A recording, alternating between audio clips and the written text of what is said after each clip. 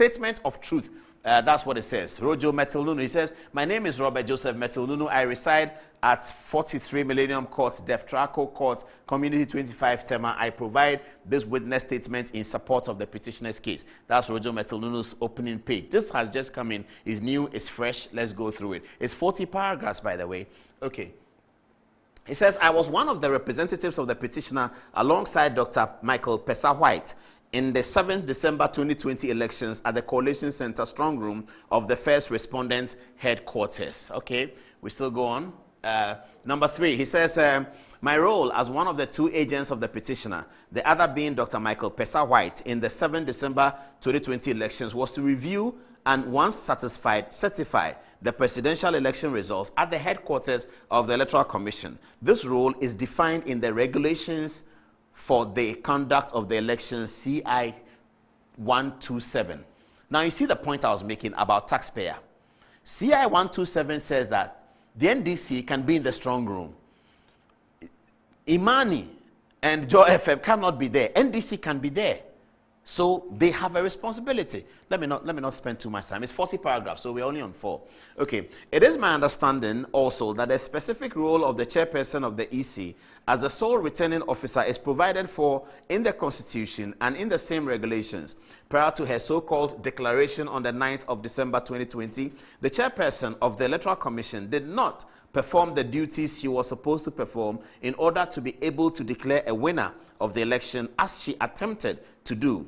In the entire period after the election on 7 December 2020, she made a couple of very brief visits to the strong room. Okay, so Rojo Mettle Nonuu has identified the problems of the conduct of the EC chairperson, and one of them, he says, is that she made a couple of very brief visits to the strong room. I do not know whether in CI 217 there's a clear prescription as to how the candidates should organize, as to how the people in the strong room should organize themselves. But this is the allegation that Rojo Mettle Nonuu made. Said that she made a very brief, brief visits to the strong room. That's okay. Let's go to the next one. Number 5.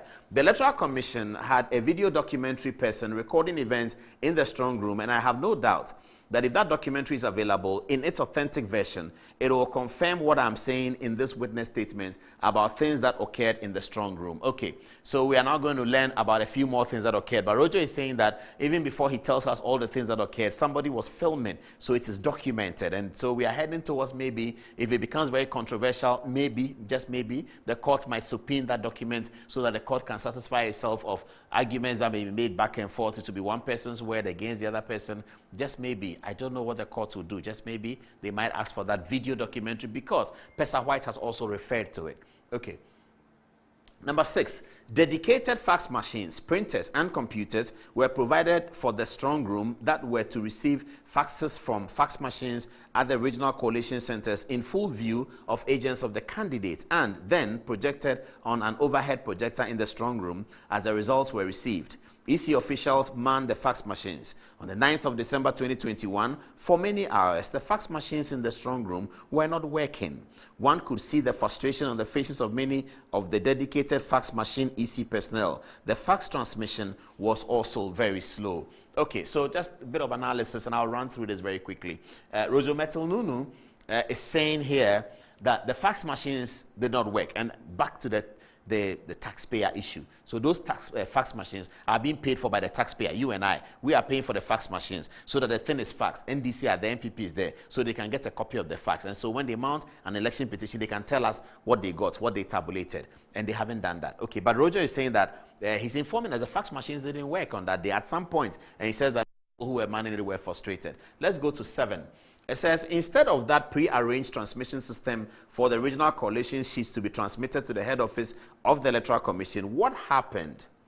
Part of the time was that one of the deputy directors of the EC, Dr. Srebo Kweku, would, from time to time, bring into the strong room what was claimed to be a regional collation sheet. How he got that sheet was not disclosed. It's getting very interesting. Now, Rojo Mettle Nonuu is making fundamental allegations. He says a system was set up, fax machines, for the results to be faxed. At some point, all of that changed. Dr. Srebo of the Electoral Commission was now bringing in sheets that he said were from, he claimed to be regional collation sheets, and he was bringing them. So Dr. Srebo comes in, I'm just trying to dramatize what Rojo is saying. Srebo comes in and says, this is Bono East, this is Eastern region, this is Ashanti region. Rojo says, where Srebo was getting those things from? Rojo, he doesn't know. Okay. Number 8, my colleague, Dr. Kpessa Whyte, and I, on many occasions, pointed out errors in figures and words on the sheet that were brought in, which ultimately affected totals and assigned results. This sometimes led to EC officials making phone calls on the basis of which they sought to explain and correct some of the things we pointed out. I cannot tell to whom these phone calls were made. I cannot tell if the calls were to EC officials or to some other people who were also involved in the collation process. There was no transparent process in this regard. Fantastic. Rojo Mettle Nonuu is making a point. He says that those sheets that came in often had errors. He has not described the type of errors, but maybe mathematical errors, we don't know. And people were making phone calls to sort of remedy the situation, according to what he's saying. And he's saying, therefore, that given all the situation, his verdict of what was happening was that it was not transparent. It lacked transparency. Transparency is one of the pivots and the key institutions that an election runs on. Transparency. And he's saying that in this regard, transparency quotient was deficit. The transparency quotient was deficit. Okay. Number 9. Thus, for instance, when we pointed out problems on the Eastern Region Regional Collation sheet, another one was subsequently brought in and claimed to be a corrected version. Obviously, that corrected version could not have been what was produced at the Regional Collation Centre at the time the collation was done, and was therefore not an authentic document. The only way to establish the authenticity of that document was for the original to be made available and a transparent process undertaken in the presence of agents of the candidates for any corrections to be effected. So Rojo Mettle Nonuu now gives an example of what he's talking about and says in Eastern region, for instance, when the collation sheet came, it was said to be wrong and it was corrected and a corrected version came in. But the point he's making is that in producing that corrected version, there was no process, transparent process, procedure, according to CI 127 of how this was done. That's the criticism. That's his paragraph 9. Let's move on. 10. Some of the time, Rojo Mettle Nonuu says, when the officials of the EC said they were correcting errors, their officials had already signed the original summary sheet, and yet they accepted that corrections were needed. At other times, when we queried certain collation results from the regional levels, they were quick to say, once your representatives have signed, the only relief available to you is to go to court. That's interesting. So Rojo says the collation sheet comes to the EC room. There are errors. And when he complained, or Dr. Kpessa Whyte complained about the errors, they were told that your agents in Koforidua, your agents in Achimota, your agents in Greater Accra, your agents in Ashanti region have signed. So once your agent over there has signed, you can't do anything about it. Go to court. That's his paragraph 10.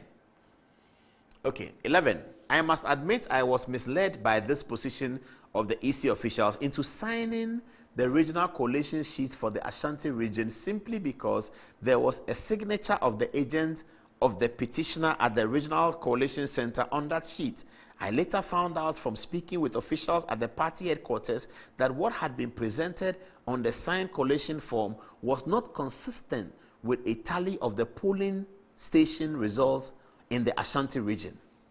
This is wonderful for me, and it should be wonderful for you too. Rojo Mettle Nonuu says that he wants to admit something that he did, which he's not happy with. And he says he did that because he was misled.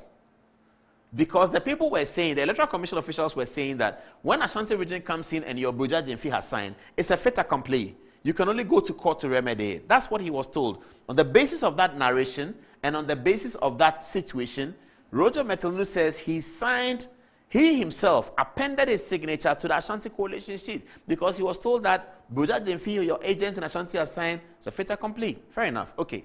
If you come down there, he says that he later found out that what had been presented on the signed coalition form was not consistent with a tally of the polling station results in the Ashanti region. Now, this is the point. So that the National Democratic Congress and the petitioner have their own police station tally of Ashanti region. I don't know how many police stations Ashanti region may have, but if Ashanti region had 9,000 police stations, what Rojo Mettle Nonuu is saying in paragraph 11 is that in Ashanti region, they had their own tally, and their tally was not consistent with what the Electoral Commission had brought in, which he had been misled to sign, as he says. Therefore, NDC must tell us what is their tally in Ashanti region, because they have it. This Rojo is admitting that they have it. So they have to come and tell us, because they have it. So I read 12 already. 13. At the point when I first went into the office of the chairperson of the Electoral Commission on 8th December 2020, I wanted to bring it to her attention that what was going on in the strong room could not lead to a declaration by her of the results at the end of the day, as she had promised the country. She actually told me in response that the concerns I had raised were genuine and she would have them looked into. We all know that the Electoral Commission announced that they will be giving results in 24 hours, which many people doubted, given the election experience that some of us had. It was going to be very difficult to declare elections within 24 hours. Rojo is endorsing that point, that Madame EC herself conceded that Rojo's concerns that she cannot declare the results was genuine. That's 13. 14. Even by the 9th of December, there was obviously no regional coalition undertaken for Bono East, and no regional coalition form II was brought into the strong room by the time that my colleague Kpessa Whyte and I left the premises of the Electoral Commission. We also knew that there were other outstanding regional summary sheets that had not been discussed, much less presented to be certified by the agents of the candidate. There is something fundamentally missing in Rojo's 14, because in this week of election petition at the Supreme Court, there's been a major issue. The major issue being a testimony of Dr. Kpessa Whyte, that the Electoral Commissioner, the chairperson of the Electoral Commission, Jean Mensah, asked them, he and Rojo Mettle Nonuu, to leave and go and confer with President Mahama on something. Kpessa Whyte has made that statement. When Kpessa Whyte was asked further, did the Electoral Commission speak to you directly? Did Madam Jean Mensah speak to you directly? Kpessa Whyte says, no, he didn't speak to me directly. He spoke to my colleague Rojo Mettle Nonuu. So everyone was asking, Rojo must come and explain this matter. Everyone was asking. Rojo's paragraph 14 alludes to the departure of the two men from the commission. He doesn't say. He has 40 paragraphs, and this is the first time we're all seeing it. So let's keep going. But in 14, he doesn't say how they left the room. That's very interesting. But hold it until we get to 40, and then we can make some conclusions. But it's very, very dramatic. 14, again, he says, by the 9th December 2020, there was obviously no regional coalition undertaken for the Bono East, and no regional coalition form I was brought in from the strong room. He says, by the time that my colleague Dr. Kpessa Whyte and I left the premises of the EC, he doesn't say why they left, who they left to go and see. All the stories we have heard, they were told to go and see President Mahama to confer. Rojo doesn't say any of these things. It has been put on Rojo's neck that he is the one that the Electoral Commission spoke to. He hasn't said that. In his witness statement before oath in front of the Supreme Court, Rojo Mettle Nonuu has not said that. Okay, let's move on. 15. In respect of the Eastern region, two separate summary sheets were sent to the EC strong room. Both could not be authentic. Only by getting the originals of these documents can there be clarity on exactly which is the genuine form from the Eastern region. I believe Rojo is restating the case of the inspection, the application for inspection, which was made under the general rule of discovery. He says that Eastern region, two summary sheets came in. They don't know which is the authentic one. I'm sure the Electoral Commission will have an answer for that. I don't know. Number 16, it says, in respect of Greater Accra Region, we observe that the total votes given to the petitioner, President Mahama, which is meant to be based on the sum of all constituency votes on the face of the original summary sheets presented, was less than his actual total. We also observe that the original summary sheet published by the EC while the process was ongoing had different figures compared to the one given to us in the National Collation Centre. We also observe that the original summary sheet published by the EC while the process was ongoing had different figures compared to the one given to us in the National Collation Centre. So again, the NDC is saying that Rojo Mettle Nonuu is saying for the petitioner that figures were different. Same Greater Accra, the National Coalition had one, the Greater Accra one had a different one. Of course, it's going to provide all of that in evidence, I believe. 17. There is a difference of 1,000, and I like that. There's a difference of 1,707 votes between the original summary sheet presented to us in the strong room and the one published on the EC's website. And there has been no explanation for this. That was one of the things in respect of which we asked the party headquarters to have the Electoral Election Directorate go back to the polling station level data to ascertain what the correct figures were. We were waiting to get feedback on that. Among other things, when we heard the declaration of results by the chairperson of the Electoral Commission. 17 is very confusing. Paragraph 17 of Rojo's statement. So, story is that Rojo Mettle Nonuu and Kpessa Whyte were told by Electoral Commission, go and talk to President Mahama. They left. They went to see President Mahama. Whilst they were there, declaration was made behind their backs, surreptitiously, however you want to call it.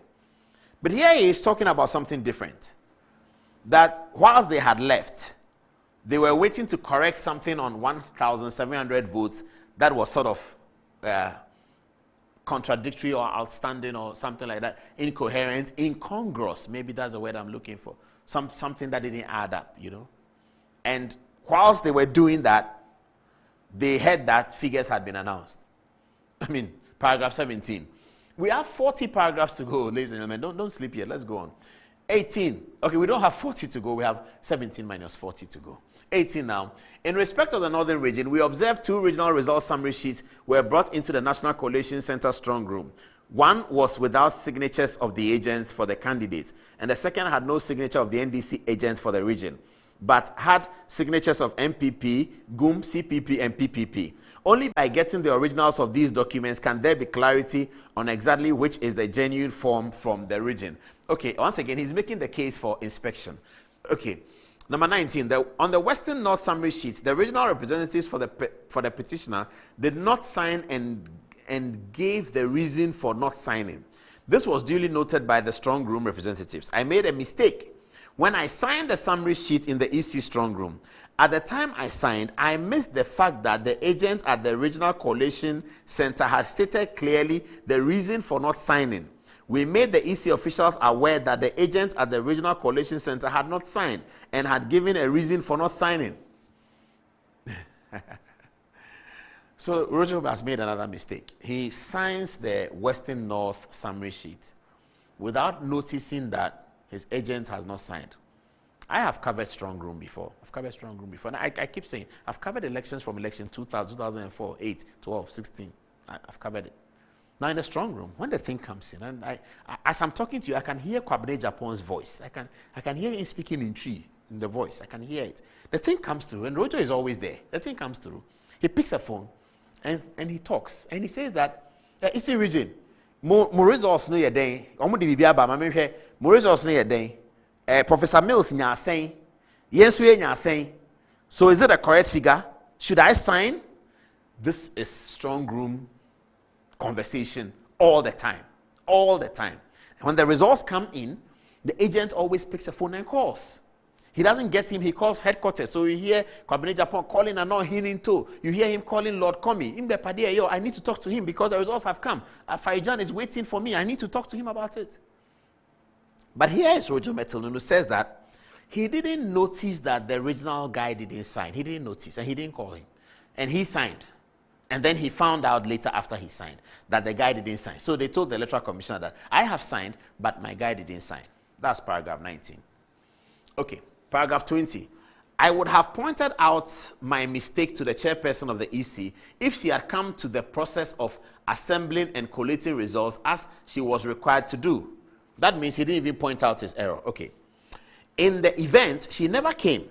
In any case, officials of the EC, being aware of the reason given on the form by the agent of the petitioner for not signing, could not just disregard it and claim that once I had signed the summary sheet, the matter was closed. I really don't know the point he's making, but he says that officials of the EC cannot say that because he signed, the matter was closed. Anyway, all of this is coming up in court. This has just come, so there'll be a lot of commentary run on this. So let's move on. 20. Now we have clearly 20 paragraphs to go. Okay. I must also say that the fact that I signed the sheet in respect of a number of regions shows clearly that my colleague and I were not there to put spokes in the wheel of the process of getting the proper basis for a constitutionally appropriate declaration of the results of the presidential election. Okay, he doesn't say much in 21. Okay, let's move on. 22. He says, it was in the light of the experiences of different regional certification processes and the posture of the EC officials in the strong room on the 9th of December 2020 that on behalf of my colleagues and myself, I sought to consult with the chairperson of the EC, the returning officer herself. I also needed to receive feedback on the concerns I conveyed to her the previous day, particularly as I had learned from officials at the NDC headquarters before I got to the EC headquarters on 9 December 2020 that there was likely to be a stakeholder meeting of key players in the presidential election with participation of local and international observers, media and civil society groups, and the EC to address concerns that the NDC had raised about the conduct of the election. 22. That never happens. That doesn't happen in election processes. So the election is done. We're in the strong room. Results are being collated. And it says, nobody's going to do a meeting of stakeholders, key players, stakeholders, key players in the presidential election, participation of local and international observers, media and civil society. Who is going to do that? Nobody does that. Rojo Mettle Nonuu, you can't say that. Anyway, the court will decide. But nobody does that. Who does that? The reason why nobody does that is that all the forms have a column where you can fill your complaint. You can always do that. You can do that all day long. That will form the basis of any petition that you mount under Article 64 of the Constitution. In the coming collation of results, nobody's going to hold this meeting. Rojo says that he had learned from officials at the NDC headquarters that there was going to be such a meeting. Well, I don't know. 23. Mrs. Jean Mensah informed me that there had been a meeting held earlier in the day between the petitioner and the Peace Council, something I was unaware of at the time. After I further drew, that is, John Mahama and the Peace Council had met, which can happen. After I further drew her attention to some of the issues that were coming up in the interactions in the strong room, she said very directly that we should go and speak with the petitioner. Now that's what I'm looking for. 23. Rojo now comes into the situation. That's why I said it's 40. Let's wait and see what happens. He said that after I further drew her attention to some of the issues that were coming up in the interactions in the strong room, he doesn't say what those issues are. She, Jean Mensah, said very directly that we, Rojo and Kpessa Whyte, should go and speak with the petitioner, President Mahama. Having regard to her earlier reference to the meeting between the Peace Council and the petitioner, which she had obviously been briefed about, I took seriously what she said. I did not think that we, who were acting as agents of the petitioner, should be seen as taking positions which may be contrary to what the petitioner himself had conveyed in a meeting that I was unaware of with a body such as the Peace Council, which I know has an important role in resolving disputes in connection with the election and calming tensions in the country. She indicated her own willingness to meet with the petitioner. So 23 now settles it. It says Jean Mensah said they should go. That's what Rojo says. And he understood it to mean in the spirit of peace and reconciliation, because the petitioner himself had been told, Rojo had been told, and the Electoral Commissioner knew about it, that President Mahama had met the Peace Council on the day. He had been told. So in that spirit, he decided to leave. Both of them left to go and speak with President Mahama. As he says, they were asked to go by the Electoral Commissioner. I was also struck by the fact that she proposed that she will send a dispatch rider to help us get back to the headquarters of the EC ahead on time for her own exercise of her responsibilities. Let's do that again. I was also struck by the fact that she, Jean Mensah, proposed that she, Jean Mensah, would send a dispatch rider to help us get back to the headquarters of the Electoral Commission ahead on time for her own exercise of her responsibility. What does that mean? Does her own exercise of responsibility mean the declaration? Let's keep reading. There was nothing in the discussions which could have given me any reason for doubting the word of the chairperson of the EC. Indeed, having worked with her previously when I was a consultant to the IEA, I had no reason not to trust her. I took her at her word, and I must say I was really shocked to realize how she had proceeded to make a declaration of results at a time when she knew that my colleague and I had left the premises at her instance. I can still remember her saying that she would even send a dispatch rider to hasten our return to the EC headquarters after our consultations with the petitioner. I have a little bit of a question. So, Jean Mensah says that she would send a dispatch rider. So, you are moving from Electoral Commission to President Mahama's office or wherever President Mahama is. The Electoral Commission is there with you. She doesn't give you a dispatch rider to go. She says, you go. When you are coming, I'll get a dispatch rider to bring you back. If I were the Electoral Commissioner, I'm sure you were the Electoral Commissioner, the dispatch rider is there. At that moment, the Electoral Commissioner is the most important person in the country. Can call the police IGP. Can I have 2 dispatch riders? I have to send some people to President Mahama, and they have to come back quickly so that we continue the work. I would have thought that's what it would be. But Rojo says it is, go. When you are ready, I will send the dispatch rider to your location, and they'll bring you back. Anyway, that's 24. 25. I returned to the strong room after my meeting with the chairperson of the EC and made it known to those present, including to the observers and other presidential candidates representatives and the EC strong room coordinator, that we had been sent to convey a message to the NDC presidential candidate. My colleague and I only left the premises of the Electoral Commission at the instance of the chairperson of the Electoral Commission to go and meet with the petitioner, President Mahama. We had absolutely no other reason to leave. We left our belongings, including computers and bags, in the strong room at the time we left. My colleague left his vehicle at the EC premises. 26.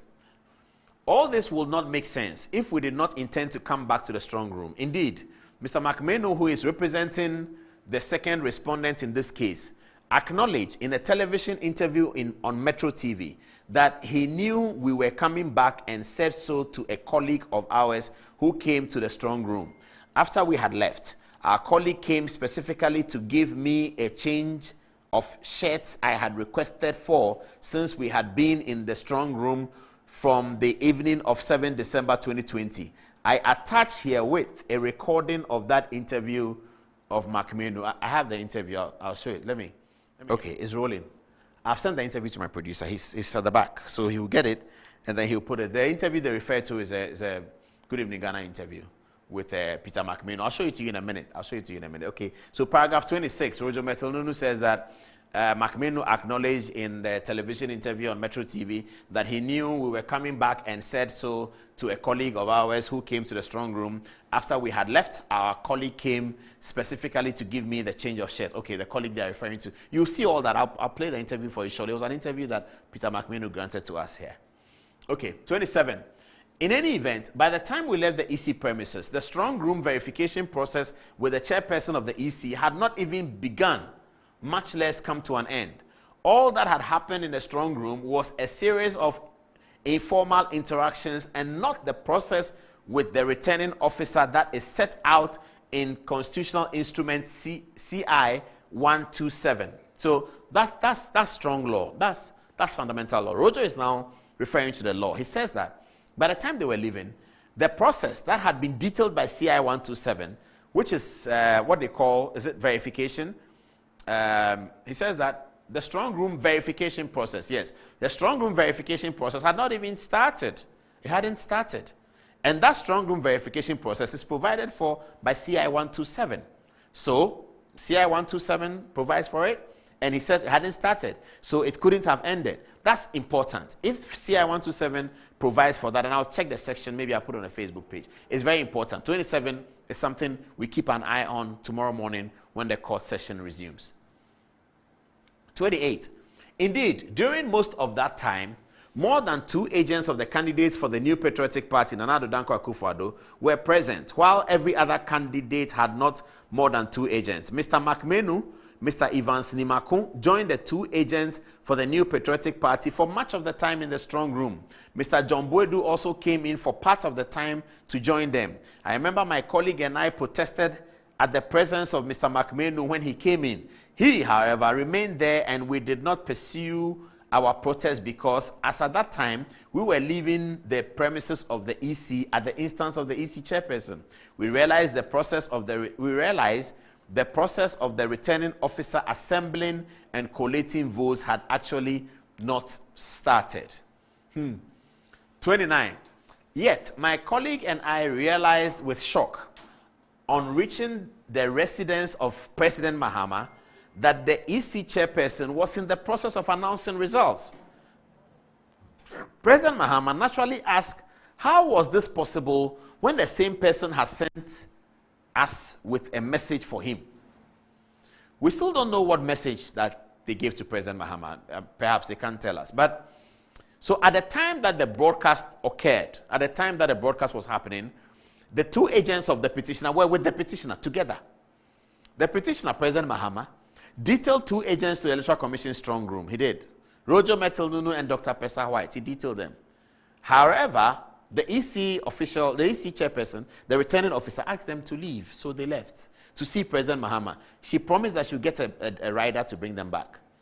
And whilst they were with President Mahama, so I'm President Mahama, I've run the elections, my agents are there, but my agents are with me in my residence when I'm watching Metro TV for the results. My agents, they were with me. I can imagine how President Mahama will feel. Okay. 30. Attempts I made to reach the chairperson of the EC by telephone for clarification proved futile as she had turned off her phone. Clearly, the EC chairperson had not been transparent and truthful and had taken advantage of the absence of the two representatives of President Mahama to make a premature and unconstitutional declaration. She acted with extreme bad faith, unfairly, unreasonably, and with no regard to due process. That's paragraph 30. Okay, I can still not believe she did what she did in the light of my experience over the years with elections in this country. Since 1992, I have personally represented the NDC and its respective flag bearers in the strong room for the various presidential elections. I have always played my part honestly and in a principled manner in election processes in the country, regardless of my own preferences, and being part of election outcomes in which my candidates won and where my candidates lost. That's a good statement, and I think that for what it's worth, we need to congratulate Rojo Mettle Nonuu for that, because the point he makes is correct. That since 1992, he has been part of this process for a long time. He has been part of this process with Professor Micheal Kpessa and co in 92. He has been part of the process in 1996 with the Cabinet Japons. He had been part of it with Reko Brobe and others in 2000. In 2004, he had been part of it with Obi Amoa and others. In 2008, he had been part of it with Peter McMenu and others. In 2012, he had been part of it, and in 2016, he had been part of it up until now. Rojo Mettle Nonuu is perhaps the most experienced operator at the strong room.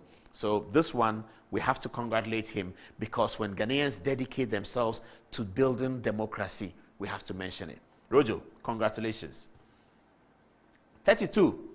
I have known that a declaration has to be transparent, and the results must be justified by facts, figures, and a transparent tally and collation of results. Clear errors, as have been admitted by the EC in these elections, undermine the credibility of the poll and also cast grave doubt on the integrity of those assigned responsibilities for the free, fair, and transparent conduct of elections. It is impossible to sweep these matters under the carpet. Okay, that looks like an admonition from Rojo Mettle Nonuu. But we wanted to clarify this, and so let's get to paragraph 26. It has to do with the Electoral Commission, the Rojo Mettle Nonuu and Kpessa Whyte stuff. Paragraph 26 of Rojo's statement says, all this will not make sense if they did not intend to come back to the strong room. Indeed, Mr. McMenu, who is representing the second respondent in this case, acknowledged in a television interview on Metro TV that he knew we were coming back and said so to a colleague of ours who came to the strong room. After we had left, our colleague came specifically to give me a change of shirts I had requested for, since we had been in the strong room for the evening of the 7th of December 2020. I attach herewith a recording of that interview marked McMenu. Okay, so that interview was an interview here on Metro TV. Here is the interview. Have a look. So there's a story from the coalition room. There's a narrative that came out. Rojo Mettle Nonuu and Kpessa Whyte said that they were given information to go and give to President Mahama. When they left, then you guys put yourself together, led by Jean Mensah, and you went to do the declaration. A lot of people have been asking questions on social media that how do two important men go and give one message to the president? One could have waited. What happened? Did they leave the room at any point? Oh, but everybody could leave the room, either to go and eat or something, or to go and have a word with somebody. I could leave there and come here because I needed to always have some background. Okay. That's why we say speed. Yeah. You know, okay. To recheck whatever. But what do you remember the 1 hour before the declaration? What happened? Did they leave? Oh, they left. So I remember former Ghana's ambassador to Zimbabwe. Tamaklo? Tamaklo. Yeah, Sylvanos. Sylvanos came looking for them. For them. Let me say. But specifically, he was looking for Rojo. Okay.